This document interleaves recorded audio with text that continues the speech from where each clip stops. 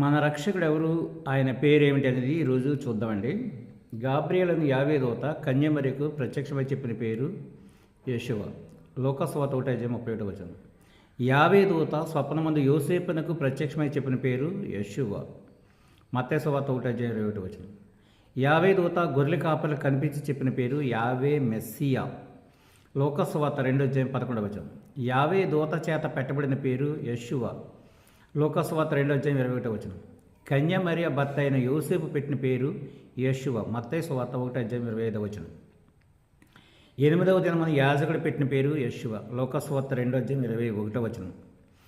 యేషువ Messiah స్వయంగా తన నోటితో చెప్పుకున్న పేరు యేషువ. అపోస్తల కార్యములు 9:5. యేషువ తన పేరు యేషువ అని చెప్పినట్లు అపోస్తలైన సౌలు చెప్పాడు. అపోస్తల గారు 22:8, 26:15. పరిశుద్ధాత్మ రక్షకుడు యేషువ అని కృత నిబంధనలు రాయించడం జరిగింది. అపోస్తల కార్యములు 13:23. యేషువ మెస్సియా నామంలోని రక్షణ అని కేఫా అంటే పేతురు గారు చెప్పారు. అపోస్తల గారు 2:38. అలాగే 4:12. ఈ విధంగా చూస్తుంటే ఆది అపోస్తలు ఆయన పేరును యేషువ మెస్సియా అని చెప్పారు. ఇవన్నీ ఎక్కడ కనిపిస్తాయి మీకు? హెబ్రీ న్యూ టెస్ట్మెంట్లో మీరు చూస్తే దాంట్లో మీకు కనిపిస్తాయి. ఆ హెబ్రీ న్యూ టెస్ట్మెంట్ నుంచి తర్జుమా చేసిన ఇంగ్లీష్ బైబిల్స్ అనేకమని ఉన్నాయి.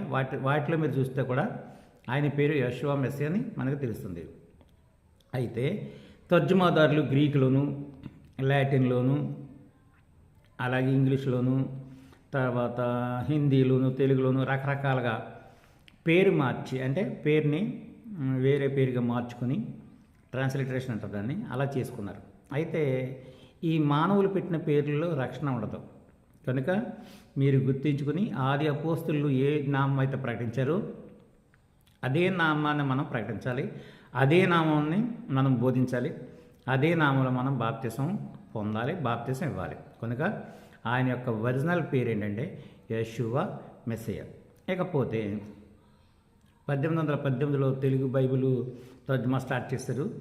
అక్కడి నుంచి మాత్రమే యేసు క్రీస్తు అనే పేరుని అమల్లోకి తీసుకొచ్చారు. అది కూడా ఆనందరాయర్ అనే ఒక బ్రాహ్మణుడు ఆ పేరు పెట్టినట్టుగా మనకి తెలుగు బైబిల్ చరిత్ర చెప్తుంది. కనుక ఈ పేర్లు కాదు, కానీ ఒరిజినల్ పేరు ఏంటంటే యేషువ మెస్సియా అనేది ఆయన యొక్క ఒరిజినల్ పేరు. కనుక ఆ పేరులో మనం ఆ పేరు ద్వారా మనం రక్షణ పొందాలి, ఆ పేరులో మనం బాప్తిసం పొందాలి, ఆ పేరుని మనం బోధించాలి, ఆ పేరులోని బాప్తిసాలు ఇవ్వాలి, ఆ పేరు కోసమే మనం జీవించాలి. ఏం చేద్దంటే నామం అనేది చాలా ఇంపార్టెంట్ అయిన సబ్జెక్ట్ బైబిల్లో.